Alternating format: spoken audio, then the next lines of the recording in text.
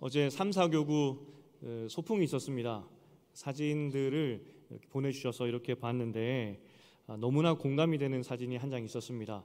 아이들이 가운데에서 막 즐겁게 놀고 있는데 가장자리 의자가 있었습니다. 가장자리 의자에 우리 아빠들이 쭉 앉아 있더라고요.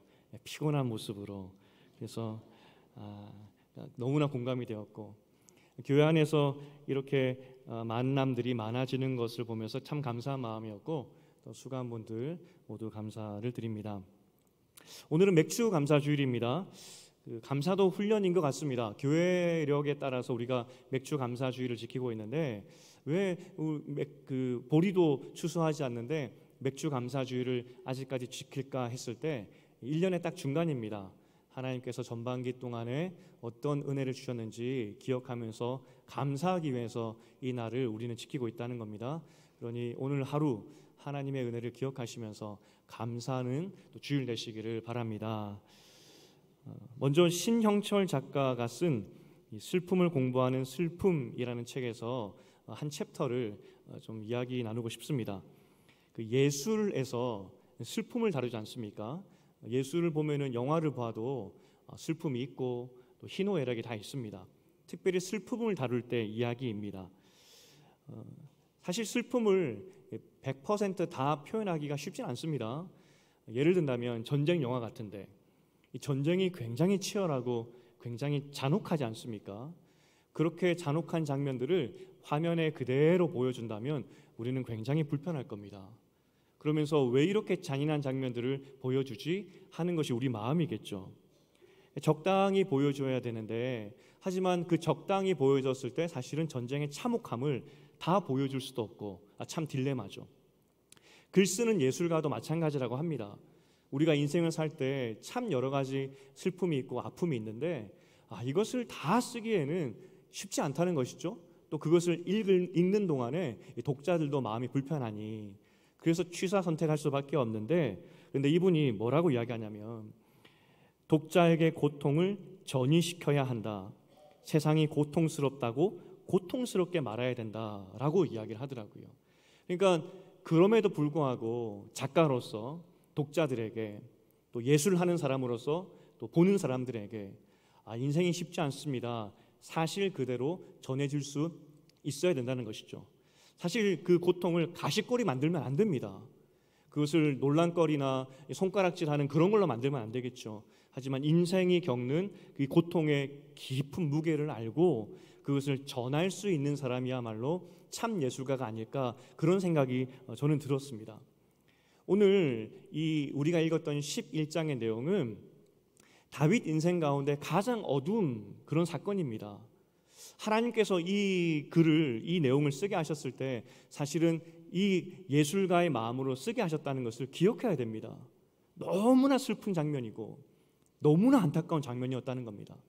그냥 옛날에 한 왕이 살았는데 이 왕이 이 사랑의 눈이 어두워가지고 마음에 드는 이 남의 여자를 빼앗아서 결혼했더라, 뭐 그런 가십거리가 아니라 하나님께서 이 글을 쓰실 때 가슴을 치시면서 이 슬픔의 마음으로 쓰셨고, 또 이 슬픔의 내용을 우리도 그 슬픔을 알라고, 깨달아 알라고, 가십거리가 아니라 모든 인생 가운데 일어날 법한 그 슬픔의 이야기라고 우리에게 전해주고 있다는 겁니다.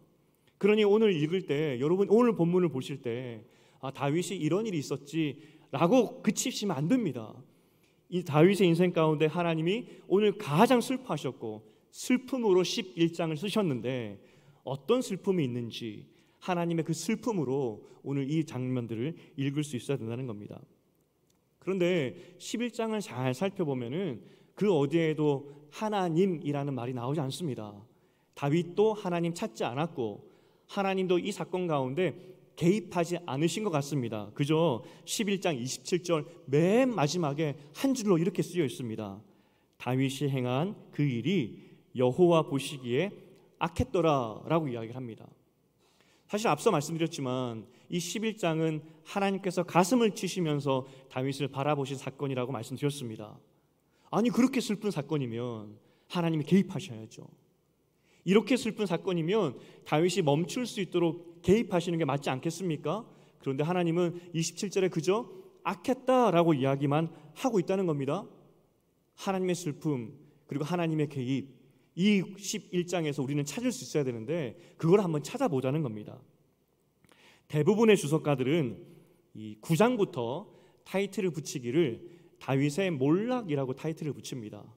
우리가 9장과 10장 사건을 보았지만 다윗이 한순간에 무너져서 오늘 11장의 슬픔의 사건을 맞닥뜨린 것이 아닙니다. 이미 9장부터 몰락을 했었죠. 9장 어떤 몰락이었습니까? 하나님이 너를 기름 부어 왕으로 세웠다, 내 왕권은 절대 흔들리지 않는다, 이미 7장에서 약속하셨지만 9장에 들어오니까 약속이 흔들린 겁니다. 그래서 혹시나 사울 왕가에서 제일 반란을 일으킬 수 있는 1순위를 잡아다가 감금시키는데 그게 무위보셋이었습니다. 10장에서는 어떻게 되었습니까? 이 왕의 권력에 취해버리죠. 이방 왕처럼 행동하기 시작했다는 겁니다. 하나님 나라의 왕이 아니라 이방 왕처럼 권력에 취해서 사람 함부로 다루는 그런 세상 왕으로 변해버렸다는 것이죠. 그렇게 9장과 10장부터 다윗이 몰락을 하다가 11장에서 나락으로 떨어지는 것이 오늘 본문의 내용이었습니다. 그래서 9장부터 다윗의 몰락이라고 타이틀을 붙인 것입니다. 여러분, 오늘 다윗이 밧세바를 만나서 밧세바를 자기에게 침실로 드리는 그런 장면이 11장 초반부에 나오게 됩니다. 만약 이 밧세바가 아니라 다른 여인이 그때 그 장소에 있었으면 다윗은 죄를 짓지 않았을까요? 다윗은 이미 9장부터 죄 지을 준비가 된 사람이었습니다. 밧세바가 아니더라도 다른 여인이 있었다 하더라도 그 여인을 취했을 것이고, 혹시 거기에 여인이 없었다면 다른 종류의 범죄를 했을 것이 다윗의 모습이었다는 겁니다. 그러니 우리가 밧세바에 집중할 것이 아니라 이 다윗이 정말 범죄할 준비가 되었구나, 그것을 먼저 기억해야 된다는 겁니다. 하나님 없는 마음에 다윗은 어떤 형태라도 범죄할 준비가 되어 있었다. 그게 다윗의 오늘 이야기를 보기 전에 우리가 기억해야 될 상태라는 것이죠. 밧세바는 남편이 있었습니다. 우리아인데 이 사람은 헷 사람이었습니다. 이방인입니다. 그런데 이제 믿음을 가지고 유대인으로 들어온 사람이 되겠죠. 그런데 이 밧세바 집안이 대단한 집안이었습니다. 할아버지가 다윗의 모사 중에 한 명이었습니다. 그러니까 이 왕실의 멤버 중에 한 명이죠. 밧세바 집안은 대단했고, 거기에 장가를 갔으니 우리아도 대단한 사람이겠죠. 실제 그가 거주했던 곳이 이 왕궁과 가까운 곳을 보면은 우리아도 참 대단한 장군이었다라고 우리는 봐야 된다는 겁니다.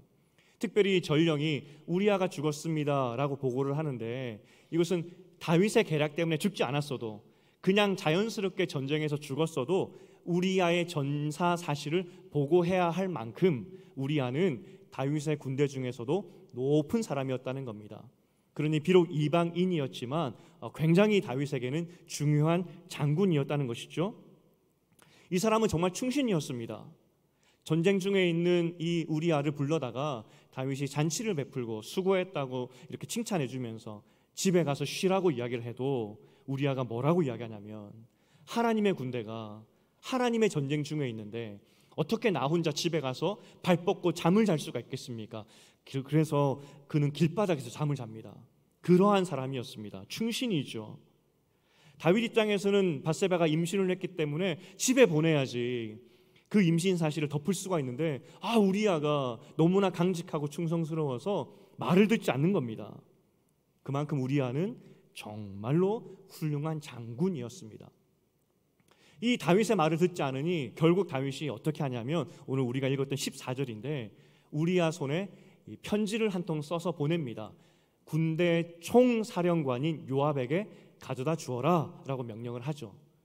그 당시 편지 형태가 어떻게 되어 있었냐면은 이 파피루스나 양피지를 돌돌돌 말아서 끈을 묶습니다. 그리고 끈 매듭을 누가 풀었는지 안 풀었는지 확인하기 위해서 진흙을 발라놓고 거기에 도장을 찍고, 그래서 그것을 말려서 그 임봉한다 그러죠. 그렇게 편지를 보내게 됩니다. 마치 중세시대나 영화를 보시면은 촛농을 떨어뜨려서 왁스 같은 걸 떨어뜨려서 도장 꾹 찍는 장면을 아마 기억하실 겁니다. 고대 근동에는 진흙으로 그렇게 만들었습니다. 그런 편지를 지금 우리아 손에 전해주고 우리아는 그 편지를 이제 요압 총사령관에게 가져다 주는 그런 임무를 받게 되는 것이죠. 여러분, 참 이 아이러니가 지금 우리아 손에 있는 편지는 자신을 죽이라는 그 명령의 편지입니다. 요즘 젊은이들 표현으로는 데스노트처럼 거기 이름 적혀 있으면 죽는 건데, 그 편지 안에 우리아를 죽여라 그 내용인데, 그 편지를 누가 가지고 가느냐? 우리아 자신이 가져가는 것이죠. 여러분, 이 사실을 우리아가 알았을까요? 이 편지를 가져가는데 이 편지 안에 왕이 요압 총사령관에게 이 편지를 가져가는 우리아를 죽이라는 이 내용이 쓰여 있다고 이 우리아는 알았을까요? 사실 굉장히 이 우리아를 전쟁 중에 성으로 부르었던 것은 이상한 명령이었습니다. 이례적인 것이죠. 전쟁이 급박한데 자신을 왕이 부릅니다. 우리아 입장에서 이상하지 않았겠습니까? 내가 잘못한 게 있나? 아니, 전쟁이 이렇게 급한데 왜 왕이 나를 부르지? 어떤 마음으로 우리아는 다윗 왕에게 갔을까? 요압 입장에서는 사실은 더 궁금했을 겁니다. 전쟁이 급합니다. 치열합니다. 요압 입장에서 우리아는 그냥 장군이 아니라 자신의 오른팔 이상 되는 어쩌면 굉장히 훌륭한 장군이었을 수도 있습니다. 그런 장수를 왕이 부른다? 왜 부를까? 여러분, 기억할 것은 요압은 이스라엘에서 2인자입니다. 다윗 다음 가는 권세가라고 생각해도 됩니다. 왕이 지금 이상한 명령을 내려서 전쟁이 급한데 우리아만 불렀다? 알아보지 않았을까요? 자신의 그 인맥을 동원하여서 왕궁에 숨어있는 자신의 사람들을 이용하여서 도대체 왜 다윗 왕이 우리아를 지금 불렀는지 알아보지 않았을까요? 적어도 요압은 밧세바와 다윗 사이에 무슨 일이 있었던지를 알았던 것 같습니다. 왜냐하면 우리아가 자신을 죽이라는 편지를 가져다 주었을 때 요압은 정말 우리아를 죽입니다. 사실 살인이죠. 공범입니다. 그럼에도 불구하고 요압은 묻지도 않고 따지지도 않고 다윗의 명령대로 정말 훌륭한 이 우리아 장군을 죽입니다. 아마 요압은 이 다윗과 밧세바 사이를 알았을 것이고, 그래서 우리아를 불렀던 것이고, 우리아가 말을 듣지 않으니 그래서 죽이려고 하는 것이구나. 그래서 요압은 묻지도 따지지도 않고 이 우리아를 죽게 만들었다는 것이죠. 그러면 우리아도 알지 않았을까 싶습니다. 많은 학자들은 아마도 우리아는 몰랐을 것이다 라고 이야기를 하지만 정황상 고관 대작을 비롯하여서 곳곳에 많은 사람들이 지금 밧세바와 다윗 사이를 아는 것 같은데, 혹시 그 중에 한 명이 이 우리아에게 당신 그거 아냐고, 사실은 다윗이 이런 짓을 벌였다고 말해줄 법도 하지 않겠습니까? 만약 정말 우리아가 다윗과 밧세바 사이를 알았다면, 그래서 다윗이 자신을 왜 불렀는지 알았다면, 그래서 다윗이 왜 자꾸 자기로 하여금 집에 가라고 하는지 그 이유를 알았다면 얼마나 가슴칠 일이겠습니까? 그런데 우리아는 그 왕의 범죄를 지적하지 않고 자신의 신이 충심을 지킵니다. 만약 정말 우리아가 다윗의 그 범죄를 알았다면, 알매도 불구하고 그 편지를 옮겨다 주었다면 정말 우리아는 신의를 지킨 사람이고, 정말 다윗은 그에 비해서 쳐 죽어도 마땅한 그런 사람이 다윗이었다는 겁니다. 어쩌면 우리아의 그 행동, 마지막까지 신을 지키는 그 행동, 하나님 앞에서 믿음을 지키고 하나님의 군사답게 싸우려고 하는 그 우리아의 모습이 다윗에게는 마지막 범죄 앞에서 멈추게 만드는 사인과 같은 사람이었다는 겁니다. 그런데 너무나 안타깝게도 그런 충성된 우리아의 모습을 보면서도 다윗은 깨닫지 못합니다. 어떠한 양심의 가책도 느끼지 못하고 우리아 죽여라, 그 편지를 우리아 손에 들려서 요압 장군에게 보내버렸다는 겁니다. 참 또 아이러니는, 우리가 이전에 보았지만 요압은 2인자였고 문제는 다윗을 끊임없이 힘들게 했던 사람이었습니다. 다윗을 고통스럽게 했던 그런 사람인데, 죄를 지을 때는 이 요압과 하나가 되는 겁니다. 사실 이 요압에게 이런 빌미 아니겠습니까? 자신의 범죄 치부를 맡기는 것이니까. 그런데 이 다윗이 그만큼 이 판단력이 흐려졌다는 겁니다. 요압에게 부탁하지 말아야 될 것인데 지금 판단력이 완전히 흐려져 버렸던 다윗은 요압에게 그 명령을 했던 것이고, 요압도 정말 악했던 것이 왕이 지금 엉뚱한 일을 벌이고 잘못된 일을 벌이고 있으면 다윗 왕이여 정신 차리십시오. 뭐 하는 것입니까? 어떻게 우리아를 죽이라고 나에게 명령합니까? 라고 따졌었어야 되는데 조용히 죽입니다. 어쩌면 이 요압은 이 사건을 통하여서 다윗을 올무삼고 계략을 만들어서 다윗을 나락으로 빠뜨리려고 했던 것이 요압의 책략이었다는 겁니다. 이제 우리가 뒤에 보겠지만 요압은 이것을 통하여서 다윗을 멸망시키려고 했던 것이 다윗의 중심의 마음이었다는 겁니다. 오늘 요압은 다윗을 공개적으로 창피함 주고 공개적으로 당신은 왕으로서 자격이 없습니다 정죄하기 위해서 조용히 다윗의 이 부탁을 들어주었다는 겁니다. 하나님의 백성이 죄를 짓고 실패할 때 우리가 기억할 것은 꼭 참소하는 세력이 있습니다. 오늘 다윗의 가장 범죄의 자리에 떨어졌을 때 이제 요압이 그 일을 하게 되는데, 실제 하나님의 자녀들이 범죄 자리에 떨어졌을 때 항상 참소하고 조롱하고 손가락질하면서 정신 못 차리게 만드는 세력이 있는데 사단이죠. 우리 누가복음 22장 31절을 읽어보겠습니다. 누가복음 22장 31절입니다. 시작. 시몬아 시몬아 보라 사탄이 너를 밀가부르듯 하려고 요구하였으나, 사탄이 요구한다는 겁니다. 당신의 제자 베드로 보십시오. 아무리 기적을 보여주고 아무리 설명해 주어도 말씀 이해하지 못하는 바보 멍청이 아닙니까? 또 앞으로 당신의 예언대로 3번 부인할 사람인데 나한테 넘기라고. 그 사람이 어떻게 하나님의 제자가 될 수 있고 자녀가 될 수 있겠냐고. 나한테 넘기라고. 그게 사단의 요청이었습니다. 그래서 그 사단이 베드로를 받아서 그럼 뭘 하겠습니까? 밀가부르듯이 이 채에 넣고 계속 이 채질을 하면서 바람에 이리 날리고 저리 날리고 조롱하겠다 아니겠습니까? 너 그 사람이 그렇게 하면서 되겠냐고. 그 인간이 이렇게 하면 되겠냐고. 완전히 사람을 매장시키기 위해서 베드로를 달라고 한 거 아니겠습니까? 그런데 바로 그 다음 절에 예수님께서 말씀하십니다. 22장 32절입니다. 우리 함께 읽어보겠습니다. 그러나 내가 너를 위하여 내 믿음이 떨어지지 않기를 기도하였노니 너는 돌이킨 후에 내 형제를 굳게 하라. 맞습니다. 베드로는 예수님 부인할 것이고 끝까지 예수님의 죽음 앞에서 두려워 떨던, 깨닫지 못하고 믿음 없던 것이 베드로인데 예수님께서 말씀하십니다. 실패와 실수는 있겠지만 믿음 떨어지지 않게 하기 위해서 내가 기도할 것이고 너는 그때 돌이켜서 하나님의 사명을 감당해라. 그 명령을 해주신다는 겁니다. 기회죠. 새로운 기회. 로마서 8장 1절에서는 이렇게 바울이 이야기합니다. 우리 로마서 8장 읽어보겠습니다. 시작. 그러므로 이제 그리스도 예수 안에 있는 자에게는 결코 정죄함이 없나니.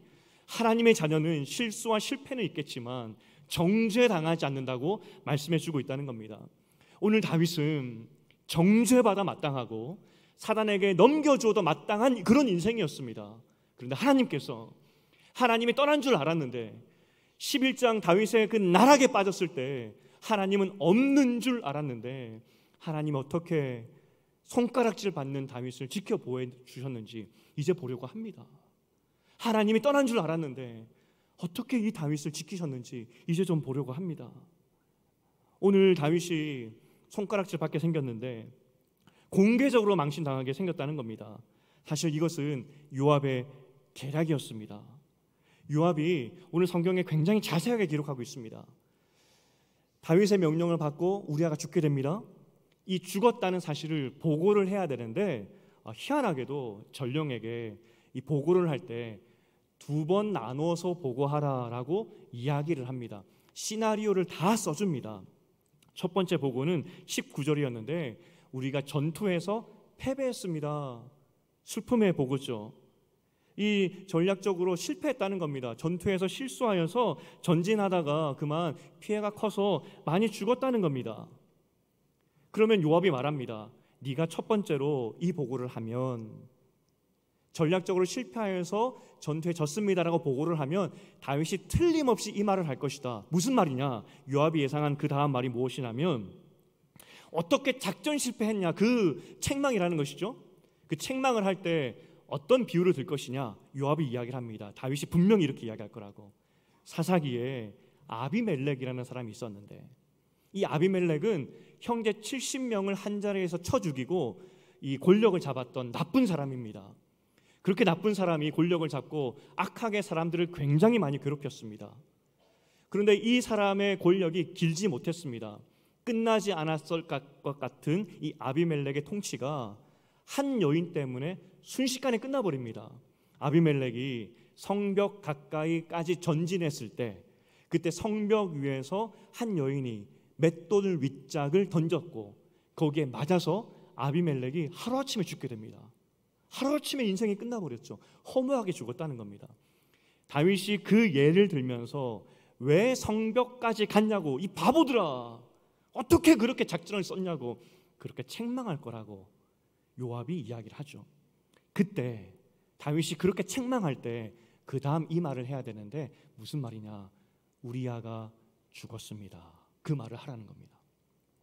여러분, 요압이 지금 아비멜렉의 예를 들고 있는데, 사실 이 예는 아비멜렉이 사사기에서 이 죽음을 통해서 굉장히 조롱받습니다.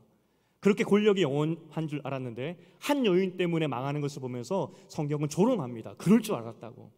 사실 이 요압이 아비멜렉 이야기를 하면서 다윗을 조롱하는 겁니다. 이 밧세바 이 여인 때문에 당신 망했습니다, 조롱하는 것이고. 그런데 우리아가 죽었습니다. 이 뒤에 보고하라는 것은 다른 고관 대작들로 하여금 소문이 진짜라고, 우리아와 밧세바와 다윗이 그런 관계였고, 그런 관계 중에서 다윗이 우리아를 죽였다고 확증시켜주기 위해서, 내 작전 실패가 아니라, 내가 군대 사령관으로서 내 작전 실패가 아니라 사실은 다윗이 이 모든 계략을 꾸몄는데 다윗이 우리아를 죽였다고 고관 대작들에게 보여주기 위해서, 손가락질 당하게 하기 위해서 이 이야기를 이렇게 꾸몄다는 것입니다. 그런데 놀랍게도 이 요압은 모든 시나리오를 생각하여서 이 작전 실패 중에서 패배했기 때문에 책임은 사실 요압도 있는 겁니다. 그런데 모든 화살을 다윗에게 갈 수 있도록 다 만들었는데 이 전령이 한 번에 보고해 버립니다. 이러이러했고 그런데 그때 우리 위대한 장군, 너무나 귀한 장군도 안타깝게도 전사했습니다. 그렇게 이야기를 하죠. 다윗이 이야기를 합니다. 누구든지 전쟁에서는 죽을 수 있는 것이야. 요압에게 이야기하라고. 이것은 당신의 작전 실패가 아니라 언제든지 죽을 수 있는 것이기 때문에 요압 장군 안심하고 전쟁 계속하라고. 그렇게 사건이 덮어지게 되는 것입니다.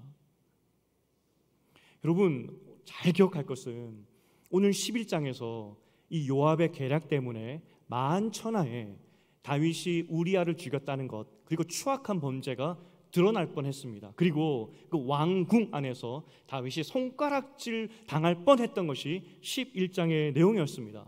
그런데 하나님께서 이것을 막으신 이유는, 하나님의 백성의 실수와 실패는 하나님께서 징계하시고 하나님께서 양육하시고 계도하시고 하나님께서 이끄신다는 것을 보여주기 위함이었다는 겁니다.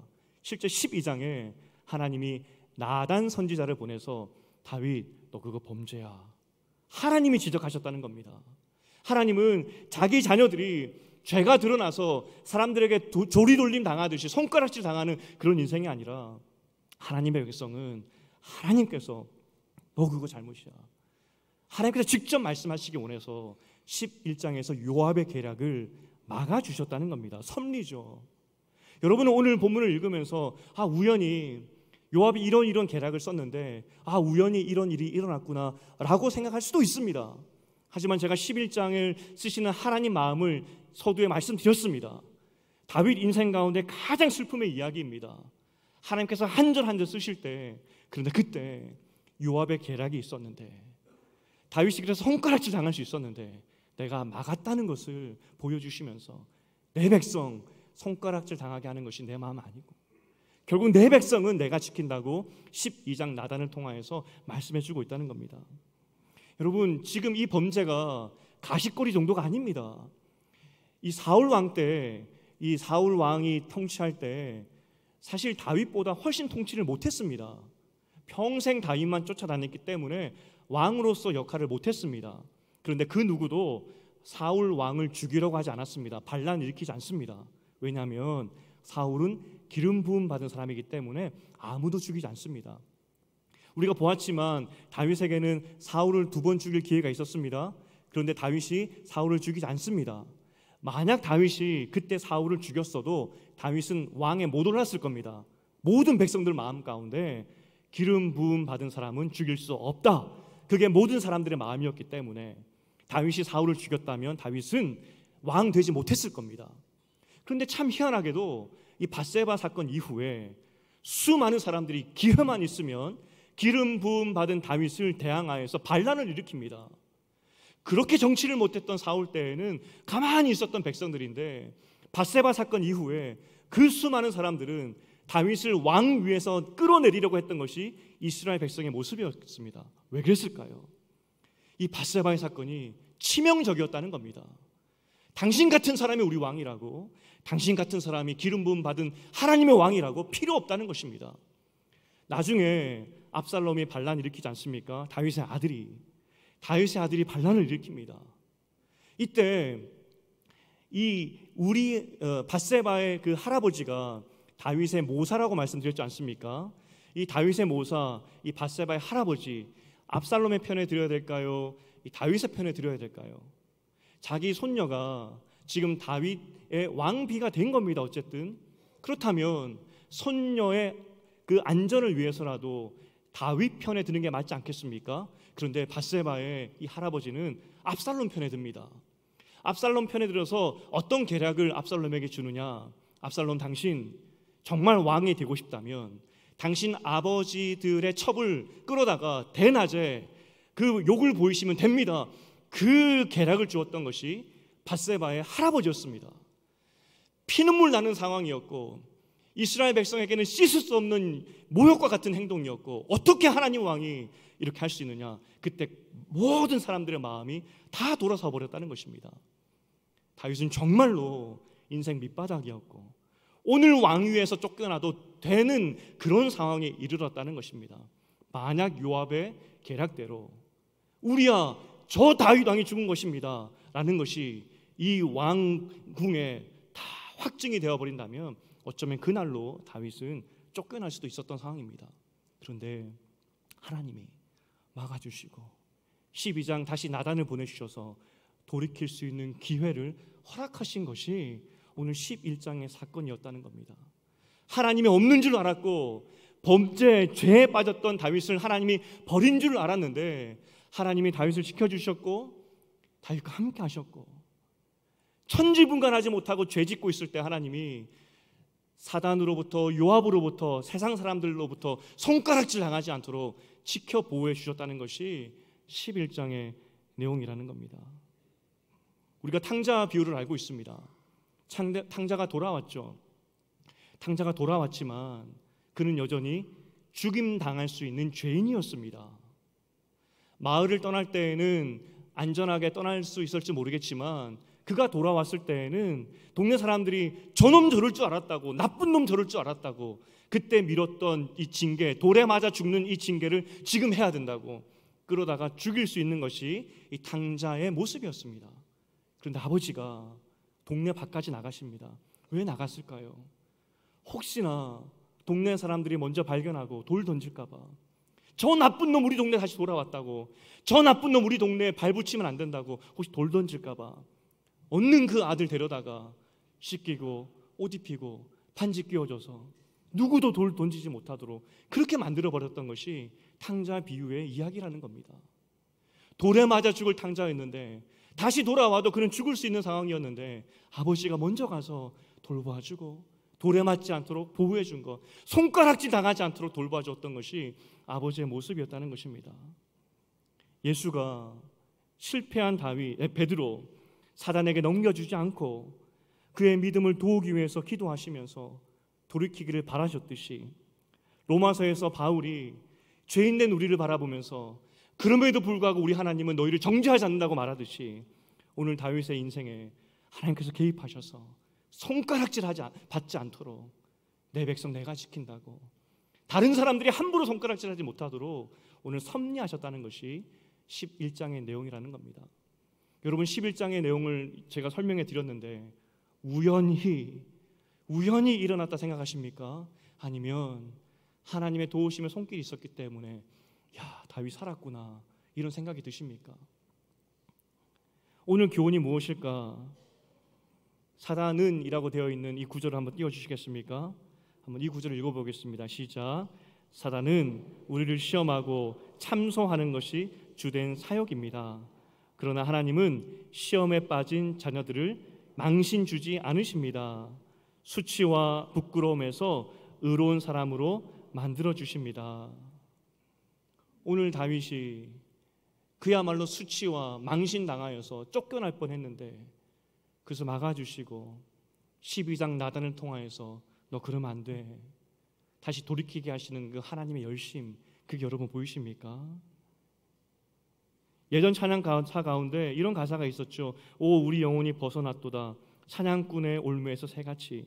오 우리 영혼이 벗어났도다 사냥꾼의 올무에서 새같이.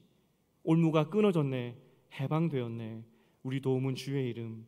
오 올무가 끊어졌네 해방되었네 우리 도움은 주의 이름.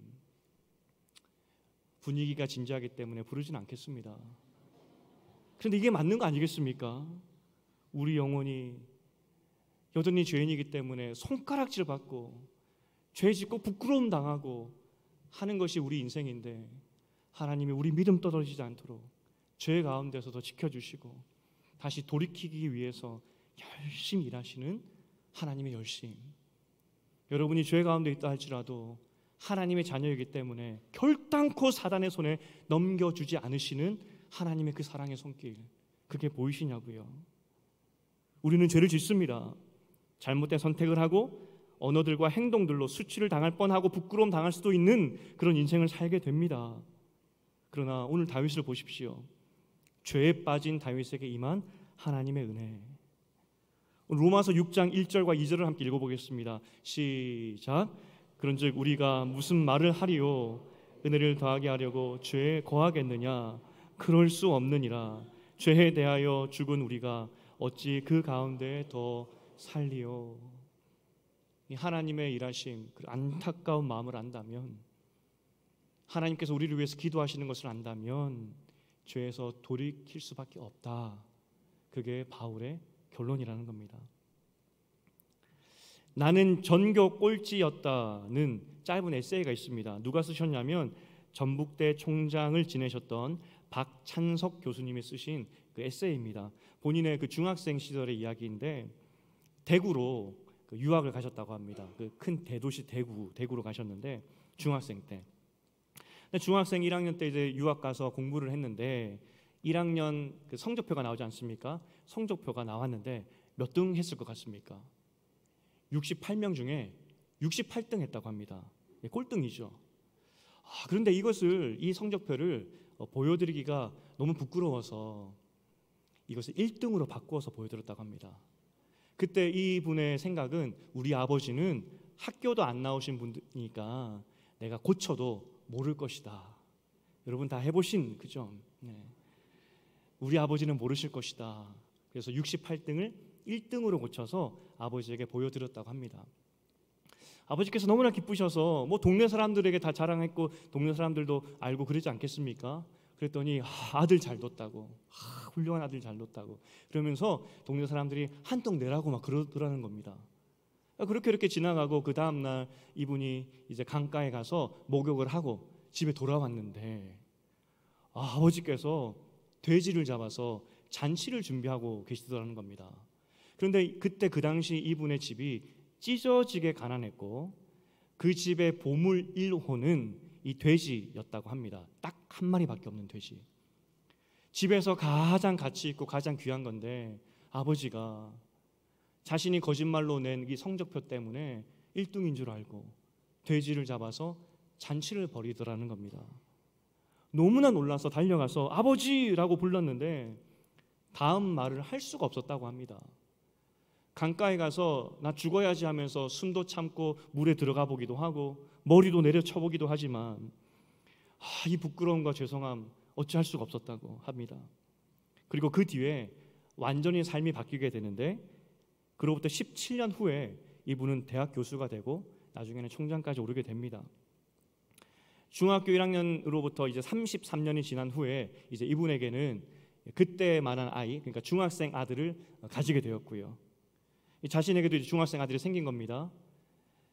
옛날 생각하니까 부모님께 죄송해서 그 어머니께 이 일을 사과하기 위해서 어머니 저 사실은 중학교 1학년 때 1등은요 라고 이야기를 하는데 그 순간 아버지께서 옆에서 담배를 피우시다가 알고 있었다. 그만해라. 손자가 듣는다. 그렇게 말씀하셨다는 겁니다. 아버지는 다 아셨다는 겁니다. 그럼에도 불구하고 그 자녀 부끄러움 당하지 않도록 돼지 잡아주시고 잔치를 벌여주셨다는 겁니다. 하나님께서 우리를 구원하시기 위해서 아들을 보내주셨습니다. 그런데 구원해놓고 보니까 얼마나 죄를 잘 짓는지 오늘 다윗을 보십시오. 얼마나 손가락질 받는 인생을 사는지. 사단이 옆에 와서 이렇게 이야기합니다. 하나님, 당신이 핏값 주고 산 자녀들을 보십시오. 이따위로 사는데 나한테 넘기는 게 낫지 않겠냐고. 이렇게밖에 못 사는데 당신 아들, 딸들 보십시오. 나한테 넘기는 게 낫지 않겠냐고.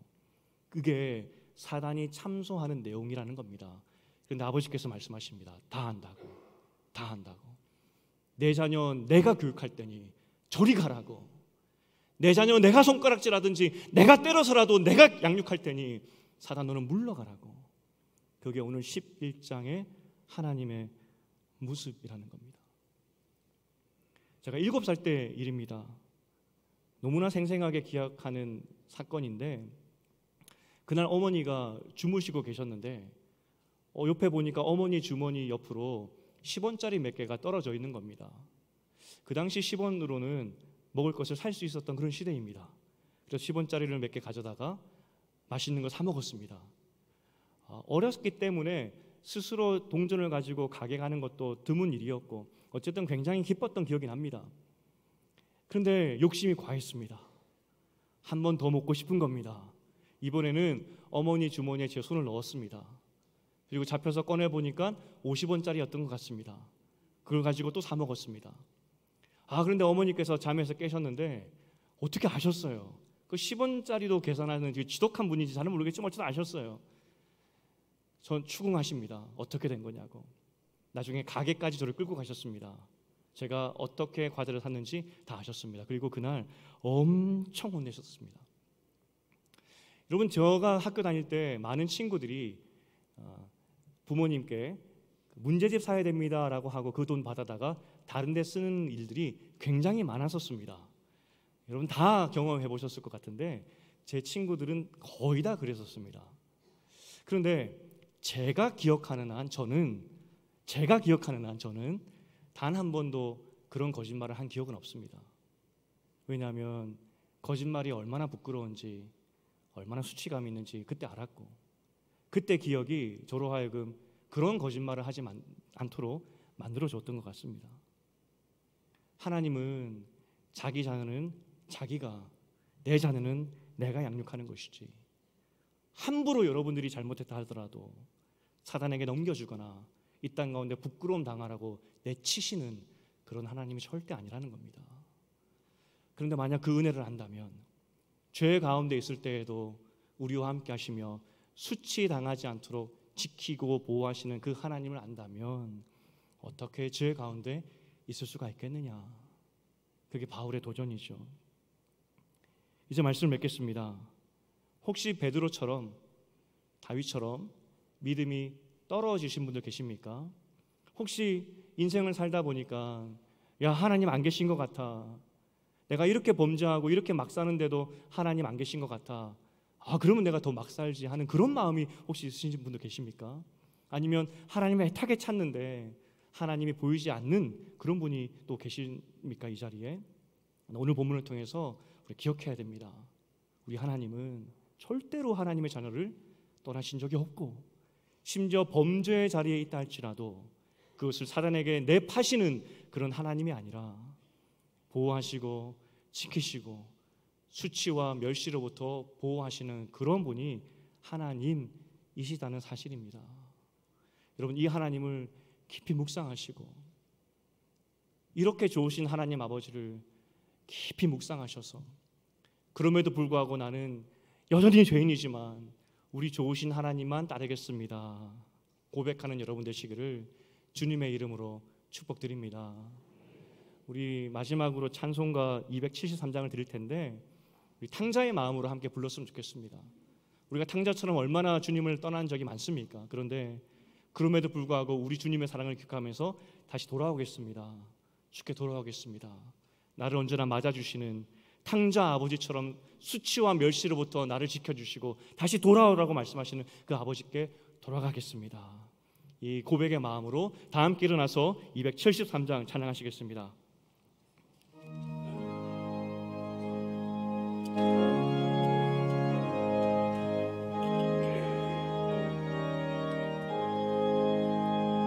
나 주를 멀리 떠났다 이제 옵니다. 나 죄의 길에 시달려 주여 옵니다. 나 이제 왔으니 내 집을 찾아 주여 나를 받으사 맞아 주소서.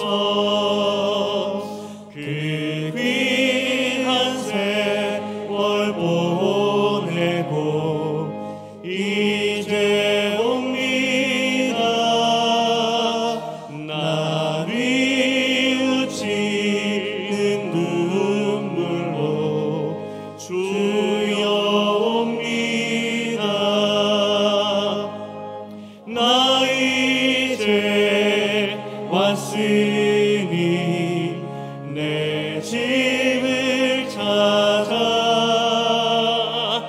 주여 나를 받으사 맞아 주소서.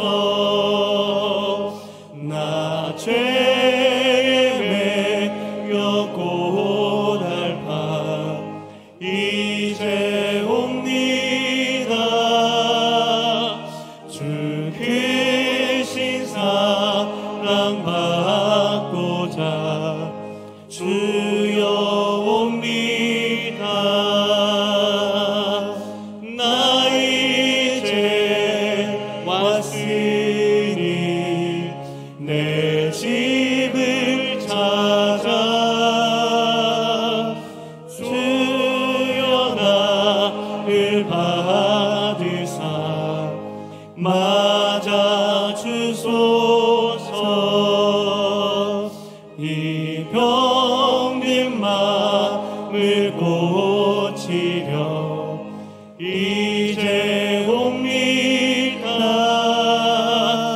큰 힘과 소망 바라고 주여 옵니다. 나 이제 왔으니 내 집을 찾아 주여 나를 받으사 맞아 주소서. 나 바랄 것이 무언가 우리 주 예수 날 위해 죽임 당하심 믿고 옵니다. 나 이제 왔으니 내 집을 찾아 주여 나를 받으사 주여 나를 받으사 맞아 주소서. 다윗의 이야기는 우리 이야기입니다. 언제나 넘어질 수 있고 하나님 떠날 수 있는 것이 다윗이고 우리 모습인데, 하나님 없는 줄 알았는데, 내가 죄 지을 때는 하나님이 나 싫어서 떠나가 버린 줄 알았는데 그때도 지키시고 보호하시면서 손가락질 당하지 않도록 사단의 그 올무에서 지켜주기 위해서 계셨구나. 그게 11장의 내용이라는 겁니다.